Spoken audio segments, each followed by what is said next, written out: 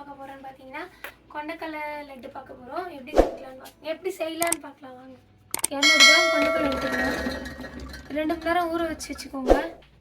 கொண்டக்கடலை ஊற வச்ச கொண்டக்கடலையை மிக்ஸி ஜாரில் போட்டு அரைச்சிக்கலாம். இப்போ கொண்டக்கடலையை அரைச்சி வச்சுட்டோம். நம்ம கொண்டக்கடலையை வந்துட்டு நீங்கள் 2 மணி நேரத்துக்கு முன்னாடியே 2 மணி நேரம் ஊற வச்சு அரை மணி நேரம் தண்ணி இல்லாமல் எடுத்து வச்சுக்கோங்க. அதுக்கப்புறமா கொண்டக்கடலையை அரைச்சிக்கோங்க. இதை நம்ம இப்போ பொரிச்சு எடுத்துக்கலாம். இல்லை ஹீட் ஆகிட்டுருக்கு. இது ஹீட் ஆனதுக்கப்புறம் நம்ம அரைச்சி வச்சுருக்கிறத போடணும். இந்த மாதிரி ஒரு பதத்துக்கு எடுத்துக்கோங்க. எடுத்துகிட்டு அப்படியே போடுங்க. சிம்மில் வச்சுக்கோங்க. நான் எல்லாமே நல்லெண்ணெயில் தான் செய்வேன். அதான் உடம்புக்கு ரொம்ப ஸ்ட்ரென்த்தாக இருக்கும். நல்லெண்ணெயே சேர்த்துக்கோங்க. வாசனையெல்லாம் பார்க்காதீங்க, உடம்புக்கு ரொம்ப நல்லது. டேஸ்ட்டை பார்க்காதீங்க. இந்த மாதிரி ஒரு 10-15 எடுத்துருங்க. இதே மாதிரி எல்லாத்தையும் பொரிச்சு எடுத்துக்கோங்க. நம்ம பொரிச்சு வச்சுருந்தோம்ல, அது எல்லாத்தையும் அரைச்சி வச்சுருக்கோம். இது பாருங்கள், இல்லை பூ மாதிரி இருக்குது. இது இப்போ பார்க்கவே சாப்பிடணும் போல் இருக்குது. இதுவே லட்டு மாதிரி தான் இருக்குது. இது நம்ம பிடிச்சா இன்னும் டேஸ்ட்டாக இருக்கும். வாங்க, இதுக்கப்புறம் வானலில் வச்சு நம்ம பாவு ரெடி பண்ணிக்கலாம். 180 கிராம் ஜீனி எடுத்துக்கோங்க. 100 ml தண்ணி எடுத்துக்கோங்க. மிக்ஸ் பண்ணிக்கிட்டே இருங்க, இல்லைன்னா அடி பிடிச்சிரும். சிம்மில் வச்சுக்கோங்க. ரொம்ப தண்ணியாகவும் எடுத்துக்காதீங்க, ரொம்ப திக்காகவும் எடுத்துக்காதீங்க. ஏலக்காய் போட்டுக்கோங்க. ஒரு 3-4 ஏலக்காய் போட்டுக்கோங்க. இதில் கலர் எசன்ஸ் கலக்கணும். நான் வந்து குங்குமம் சேர்க்குறேன்.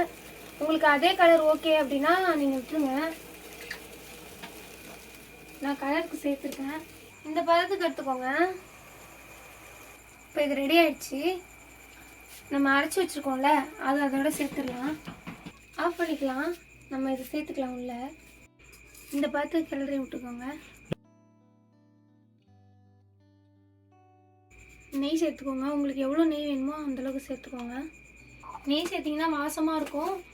பிடிக்கும்போது கொஞ்சம் நல்லா வரலனாலும் நெய் ஊற்றி பிடிச்சா நல்லா வரும். நம்ம வானலில் உள்ளதெல்லாம் பிளேட்டில் மாற்றிக்கிட்டு நம்ம லட்டு பிடிச்சிக்கலாம். இந்த மாதிரி பிடிச்சி வச்சுக்கோங்க. இது எல்லாத்தையும் நம்ம பிடிச்சி எடுத்துக்கலாம்.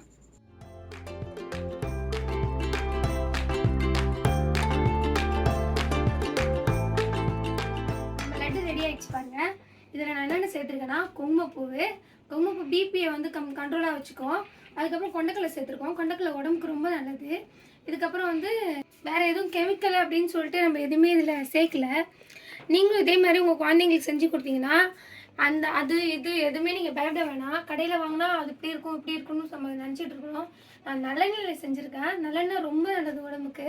இதிலே செஞ்சு கொடுங்க. இது வெள்ளத்துலேயும் செய்யலாம். ஆனால் கருப்பட்டி வெல்லம் இது எதுலையுமே செய்யலாம். நான் வந்து சில பேருக்கு பிடிக்காது, கலர் பிடிக்கல அப்படின்னு சொல்லுவாங்க.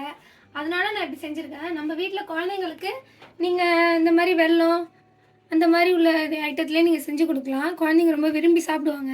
இந்த மாதிரி ஹெல்த்தியான ஸ்வீட்லாம் உங்கள் குழந்தைங்களுக்கு நீங்கள் செஞ்சு கொடுக்கணும் அப்படின்னா என்னோடய சேனலை மறக்காமல் பாருங்கள். மறக்காமல் சப்ஸ்கிரைப் பண்ணுங்கள், சப்போர்ட் பண்ணுங்கள். நான் உங்கள் சுகந்தி. டாடா.